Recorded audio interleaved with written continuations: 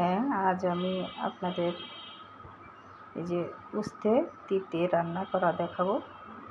এটা অনেক তিতা মনে করে কেউই সেভাবে খেতে পারে না।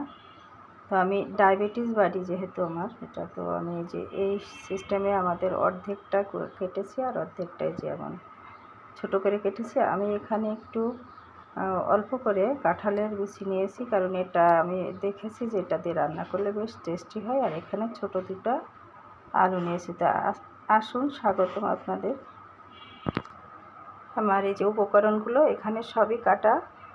আমি এই যে ছোটো মাছটা দিয়ে রান্না করব, এখানে অল্প একটু জিরা নিয়েছি, রসুন, কাঁচামরিচ, পেঁয়াজ। আমি অনেকের বদ্ধমূল ধারণা যে উস্তে রান্না করতে অনেক বেশি পেঁয়াজ লাগে, কিন্তু আমার কাছে এটাতেই হয়ে যাবে।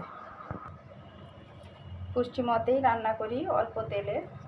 তো আমি ভিজা কড়াইতেই পেঁয়াজটা দিয়ে দিচ্ছি, ঝাল, গোটা একটা রসুন। এটা তেল ছাড়া ভেজে নিতে সুন্দর একটা সেন্ট আসে। তেল ছাড়াই আমি জিরাটা দিয়ে দিচ্ছি। তেল ছাড়া জিরাটা দিলে এই জিরা একদমই সবজির সাথে মিশে যায়। এটা আমার ভাজা হয়ে গেছে, এখন আমি তেল দিচ্ছি। তেলের পরিমাণ খুব কম। এটাতে আগে আমি আলু আর কাঁঠালের আঠিটাই দিয়ে দিচ্ছি, একটু পরে দেবো আমি উস্তাগুলো।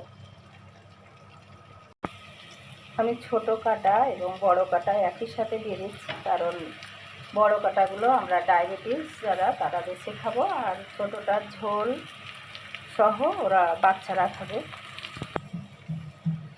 উস্তেতে প্রথমে আমি লবণ হলুদ কিছুই দেব না, ইউজ করিনি। এই যে এখন এটা ভাজা ভাজা হয়ে এসছে, আমি এখন এটাতে লবণ দিচ্ছি।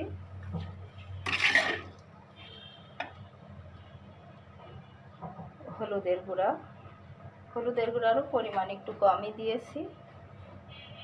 আমি লবণ হলুদ প্রথমে একটু কম দিই, এটা বারবারই বলি। একটু ধনিয়ার গুঁড়া, আর এখানে আমি 2 টেবিল চামচ পানি ইউজ করব, খুব কম পরিমাণে। আধা কাপের কম পানি দিয়ে এটা কষিয়ে নিলাম, মানে 2 টেবিল চামচ পানি মতো। আর এটা আমি যে আধা লিটার পানি দিয়ে দিচ্ছি এখানে, কারণ এটাতে আমার ঝোল থাকবে।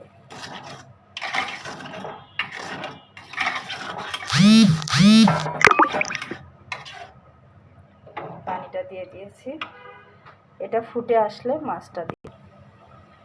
মাছে আমি লবণ হলুদ তেল মাখায় রেখেছিলাম, দিয়ে দিচ্ছি।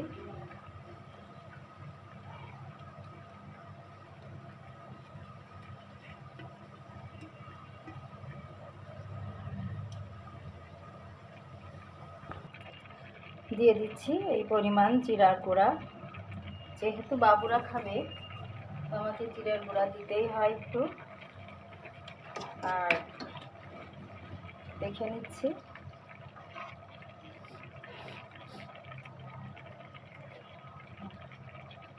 একদম পারফেক্ট। লবণ সবসময় পরে দিয়ে থাকি, প্রথমে একটু কম দিই। আর এটা একদমই তিতা নেই। হ্যাঁ, আমরা প্রকৃতিগতভাবে প্রকৃতির যে কোনো তিতা সেরে ফেলতে পারি, কিন্তু কোনো মানুষ যদি আপনাদেরকে ইউজ করে ছুঁড়ে ফেলে দেয়, সেটা আসলে কখনোই সেরে ফেলা যায় না, সেখান থেকে অবশ্যই সরে যেতে হয়। এটাই নিয়তি মানুষের। তো সকলকে ধন্যবাদ, আল্লাহ হাফেজ।